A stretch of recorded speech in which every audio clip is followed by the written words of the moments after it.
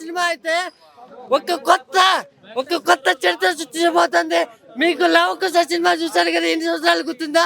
ఈ నాగేశ్వరరావు ఎన్టీఆర్ ఎన్ని సంవత్సరాలు గుర్తుందా?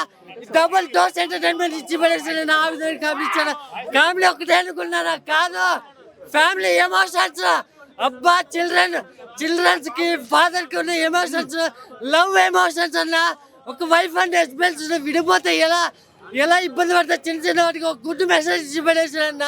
అసలు క్లైమాక్స్ ఫైటింగ్ సీక్వెన్సెస్ అయితే అసలు కూర్చోలేదన్న. ఫైటింగ్ సీక్వెన్సెస్ అయితే అన్న ఒకటి చెప్తున్నానన్న, మంచి కామెడీ ఉంది, మంచి ఫుల్ ప్యాక్డ్ ఎంటర్టైన్మెంట్ ఉంది, మంచి ఎమోషన్స్ ఉన్నాయి, సాంగ్స్ ఉన్నాయి, బీజిఎం అంటున్నా. బీజిఎం ఇచ్చి పడేసాడన్న. ఇద్దరు ఎవరు యాక్టింగ్ బాగుందన్న?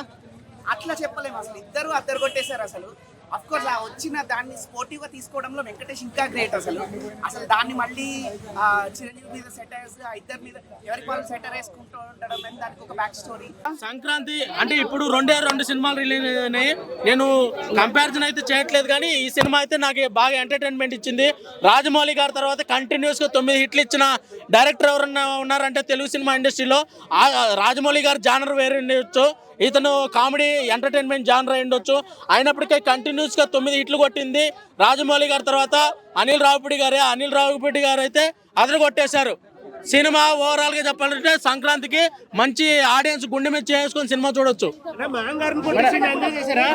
నేను చాలా బాగా ఎంజాయ్ చేశాను. అంటే అతను పెట్టే టార్చర్ కూడా అలానే ఉండిద్ది అనమాట. ఇంట్లో వచ్చిన గెస్టులందరికీ కాఫీలు టీలు ఇవ్వమని చెప్తారు, దానికి మామగారిని చంపదెబ్బ కొడతారు. అదైతే అదిరిపోయింది సినిమాలో. మీరే చూస్తారు. కాంబినేషన్ ఎలా ఉంది? హైలైట్ ఉంది, అసలు నంబర్ 1 ఉంది. 1% కూడా పోలేదన్న. హైలైట్ ఫస్ట్ కానీ లాస్ట్ దాకా. అన్నిటికంటే బ్లాక్ బాస్టర్. ఎన్ని సినిమాలు వచ్చినా బ్లాక్ బాస్టర్ 100%. మీరే చెబుతారు 100%. అసలు అన్ని సినిమాల్లో కంటే ఈ సినిమా హైలైట్ నాకు. సూపర్.